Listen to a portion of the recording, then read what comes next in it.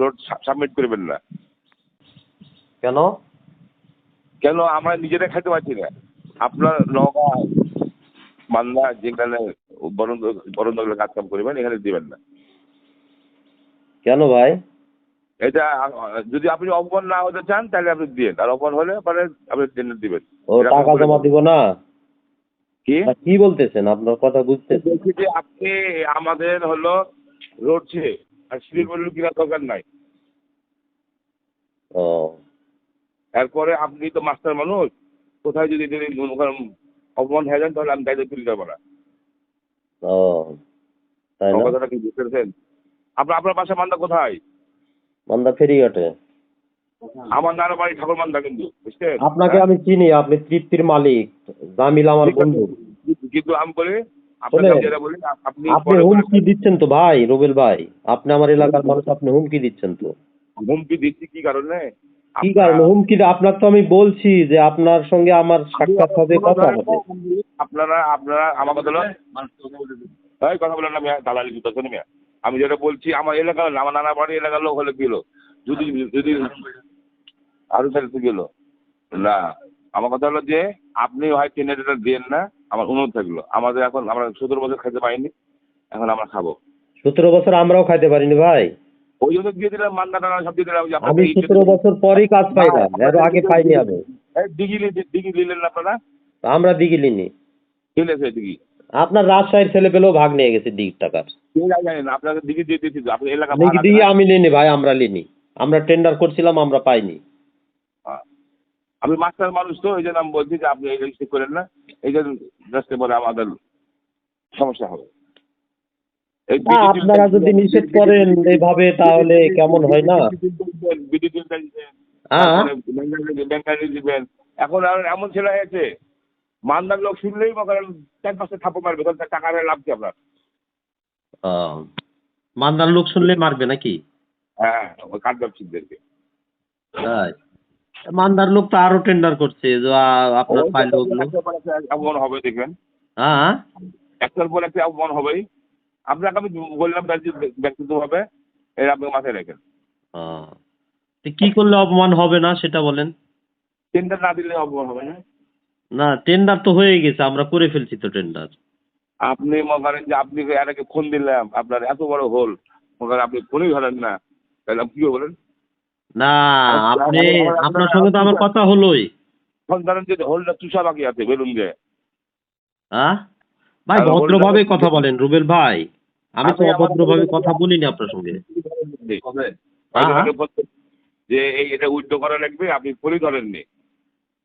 Withdraw কেউ না করলে আমাকে করতে হবে কেন ভাই? না, এটা আমরা মীমাংসা করতাম। আমরা তো বলেছিলাম যে হাইরেট ওদেরটা ওই বকুলের গুলো উইথড্র করাতেন, তারপরে আদার যারা মারছে ওই আরিফ টারিফ এরা না করতেন। হ্যাঁ, তাহলে সবই হতো। বলা না করলে সবই হতো। এখন ভাই শুনেন, এখন ডিজিটাল যুগ, তারপর গোপনে টাকা দিয়ে কোনো ব্যবসা হবে না, ওপেন আপনাকে আসতে হবে ভাই। আপনি ফার্স্ট ক্লাস রেট মেডালে তুলে দেবেন, আর আমরা মাল কাটবো? আমাদের ডিপো নাই। আপনি টেন্ডার করবেন, টেন্ডার করে নিবেন আপনি। ভাই এখন নিজের এলাকাতে এখন কুইটটাও ভাগ নেই না, জানেন? কুইটটাও বলছি যে তোর এলাকা তুই খা, আমার এলাকায় আমি খাই। আপনি কোন পদে আছেন ভাই দলের? দলের আমি সভাপতি। কোথাকার সভাপতি? রাজপাড়া থানা। রাজপাড়া থানার সভাপতি আপনি? হ্যাঁ। কি বিএনপির না কোনো অঙ্গ সংগঠনের? বিএনপির। আপনি তো রেকর্ডিং করছিলাম, জানি না, রেকর্ডিং করে আমার মাল কাটবেন? আপনার তো কোনো কথাই রেকর্ডিং করিনি আমি। আমি বলে কথা বলার আগে বলে কলটা রেকর্ড হচ্ছে, আমি শুনতে পাইনি। আপনি পদে থেকে এই ধরনের কথা বলতে পারেন? হ্যাঁ, পদে থেকে এগুলো কথা বলে?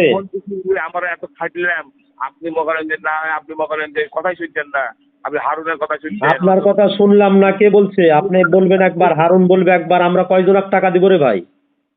আমি বিধি মোতাবেক টেন্ডার করছি, কাজ পেয়েছি।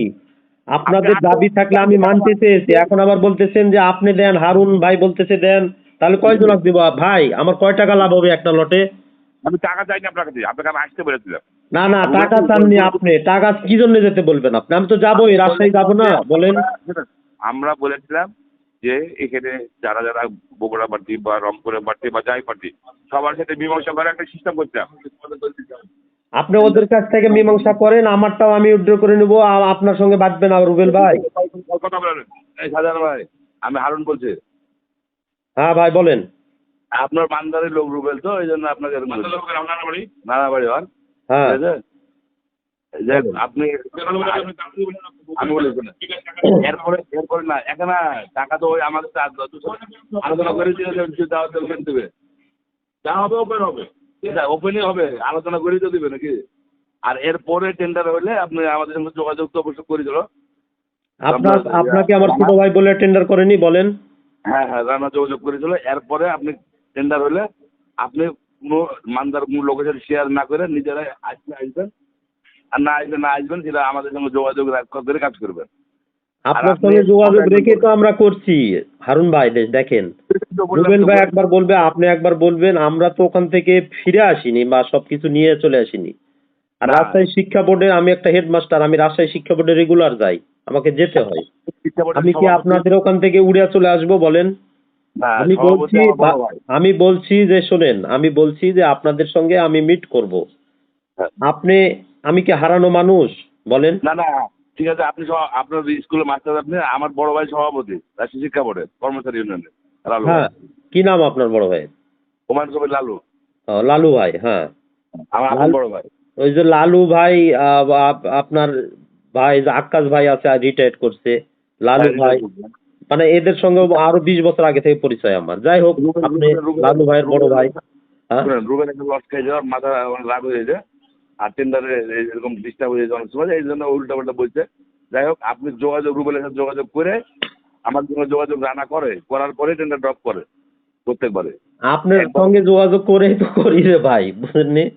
আমরা তো বুঝি ভাই, শোনেন, আমরা বুঝি যেখানে যিনারা থাকেন যে এলাকার, ওনাদের কিছু দাবি থাকে, এগুলো আমরা বুঝি ভাই, ব্যবসা করি গোটা বাংলাদেশ আমরা। সুতরাং এগুলো যেটাই হোক করা হবে। আপনি আমাদের দিকেও দেখতে হবে, কারণ একটা লট পেয়েছি 16 বছর পর। আমি ভাই ছাত্র দলের ভাইস প্রেসিডেন্ট ছিলাম মান্দা উপজেলার, আপনার রাজশাহী কলেজ ছাত্র দলের শিক্ষা বিষয়ক সম্পাদক ছিলাম। আপনার ছোট লটটা ভালো, মোটামুটি আমি খোঁজ নিয়েছি। ছোট লটটা ভালো না, ছোট লটে টাকা উঠবে না, বড় লটে 2 টাকা হবে।